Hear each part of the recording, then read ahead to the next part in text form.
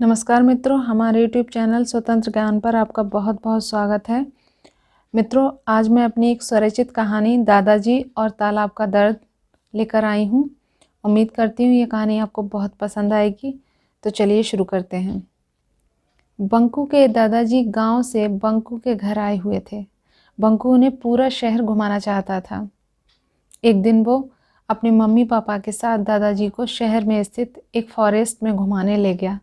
दादाजी ने देखा वहाँ एक छोटे से तालाब में लोग नाव की सवारी कर रहे थे। वहीं मौजूद एक छोटी सी बाउंड्री में पानी भरा था जिसमें बत्तखें तैर रही थीं। लोग उन्हें दाना डालकर बहुत खुश हो रहे थे। दादाजी ने बंकू से कहा, ये कैसा फॉरेस्ट है? इससे ज़्यादा हरे भरे तो हमारे खेत खलिहान ही हैं। दादाजी चलते चलते थक गए और चुपचाप एक बेंच पर बैठ गए। ऐसा लग रहा था जैसे किसी गहरी सोच में डूब गए हों। बंकू के पूछने पर वे कहने लगे, बेटा, गांव में हमारे घर के पास जो तालाब है वो तो तुमने देखा है? बंकू ने बीच में ही कहा, हाँ, उसमें से बहुत बदबू आती है। वो तालाब तो बहुत गंदा है। दादाजी बोले, हाँ बेटा, वो तालाब पहले ऐसा नहीं था। पहले वो इतना साफ था कि उसके अंदर पड़ी चीज़ों को साफ देखा जा सकता था। इंसान अपना चेहरा भी उसमें देख सकता था। उस तालाब में बगुले, बत्तखें, जल मुर्गी रहती थीं।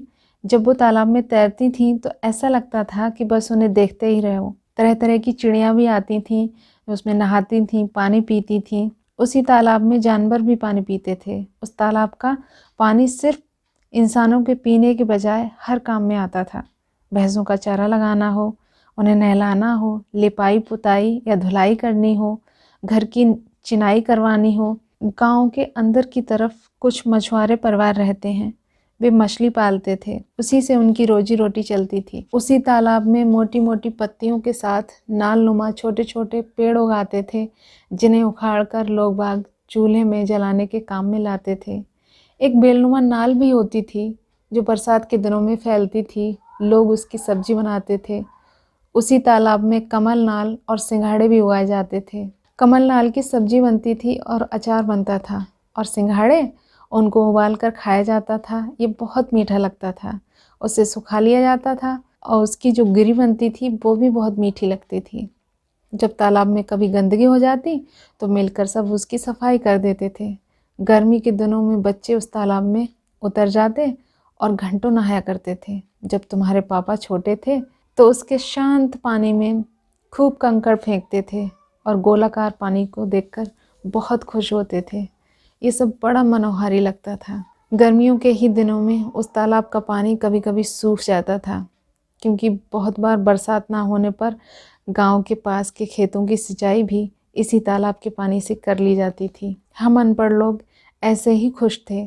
फिर समय का पहिया घूमा, विकास की लहर चली और वो लहर सब कुछ बहा के ले गई। लोग जितने पढ़ लिख कर जागरूक हुए उतने ही उनके दिमाग पर मिट्टी पड़ती गई। गांव में खड़ंजे नुमा रास्ते बने, नालियां बनी। इन नालियों के पानी की निकासी उसी तालाब में मोड़ दी गई। कच्ची लैट्रिन बनी, जिनके टैंक सप्ताह भर में खाली होने लगे। सारी गंदगी नालियों के जरिए उसी तालाब में जाकर गिरने लगी। कूड़ा कचरा भी वहीं फेंका जाने लगा। धीरे धीरे उस तालाब से बत्तख, बगुले, जल मुर्गी, सारे चिड़े सब गायब हो गए। मछलियां भी मर गईं। उस तालाब में एक गंदली सी परत और बदबू के बजाय कुछ नहीं बचा। एक बात जो अच्छी है वो ये कि उस समय या तो झोपड़ियाँ थीं या कच्चे मकान थे, जिनकी ऊंचाई कम थी।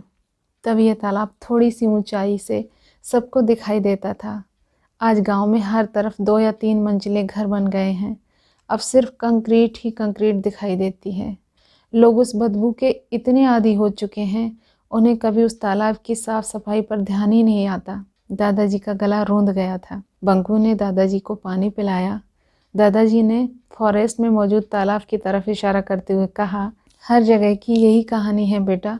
इंसान कितना सिरफिरा हो चुका है। पहले सही सलामत चीज़ों को विकास के नाम पर मिटाता है, फिर उन्हीं चीज़ों को दोबारा बनाने की कोशिश करता है। लेकिन प्राकृतिक चीज़ों और बनावटी चीज़ों में बहुत फ़र्क होता है। दादाजी का मन अथाह वेदना से भर चुका था।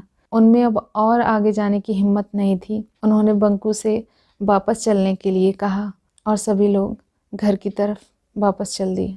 मित्रों, अगर ये कहानी आपको पसंद आई हो तो इसे लाइक करें, शेयर करें। मेरे चैनल पर पहली बार आए हों तो इसे सब्सक्राइब भी ज़रूर कर लें। अपना अमूल्य समय देने के लिए आपका बहुत बहुत धन्यवाद।